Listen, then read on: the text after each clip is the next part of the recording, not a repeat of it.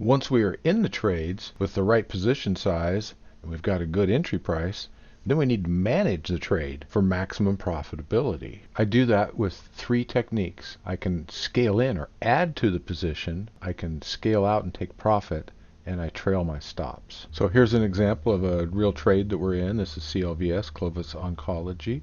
So we got our trade entry at 17.42, and you see the price has gone up substantially. It's up to 27.65. We're at over a 40% profit on this trade. And you can see my stop is now up above my entry. This is a long trade because I've moved my stop up to key new support levels. As price plays out, as the pattern plays out, I move my stop, and it's important to always, I recommend having stop loss orders on every trade.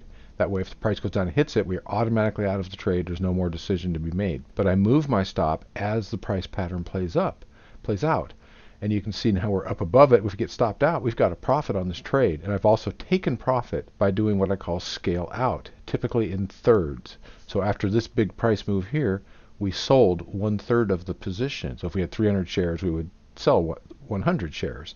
Take profit on that because it can turn around at any time, and any trade can turn from a winner to a loser. So we want to lock in some profit. I've actually scaled out again after this big move here. So I only have 1/3 of my position left. And now we're going to let that final 1/3 run until this trend proves that it is over.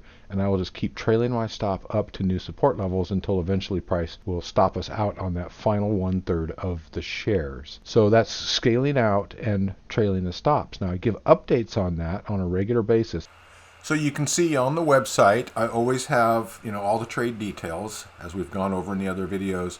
And then under the notes, the different moves that we've made, when we took the initial entry, any notes about earnings or something like that. And then when I've made moves like moving the stop or taking profit.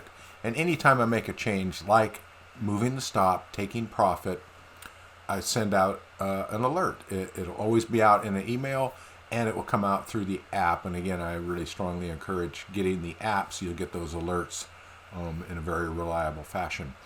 Regarding options, it's the same, right? When we say, hey, we're going to move the stop, it's always based on the underlying chart. So if the underlying chart hits the stop, we close the option position. We do not put a different price stop on the option. And I recommend having stop orders in place for shares, but we do not put stop orders in for options. The bid and the ask spread sometimes is too high. So we get an alert on the underlying shares, and if they hit the stop price, then we go look at the bid ask and get out of the option position at the possible price. But we take the same action. We move the stop, and then if we're going to take profit, if you got 300 shares, we're going to take 1/3 off. You sell 100 for profit. And if you got option contracts, if you got 3 or more contracts, you just scale out proportionately the same way. If you have 2 profits or 2 contracts, I suggest at the first scale out, selling one, holding the other. If you only got 1 contract because of that, because of the risk guidelines, I just hold the 1 contract until the very end of the trade. But again, all the alerts come out every time I make a move, and the details and the updates are always posted on the website.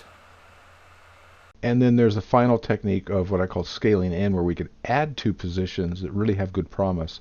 And when I do that, I publish the exact instructions and a spreadsheet on how to do that. So if you see that happen, again, it'll come out in an email, an update, and I'll give an exact example and a spreadsheet and instructions on how to scale in and add to a position. But we only ever do that after we move our stop, because we don't want to increase the risk on the trade. We still want to maintain the maximum amount we could lose if the trade failed. So really important, managing the trades for maximum profit.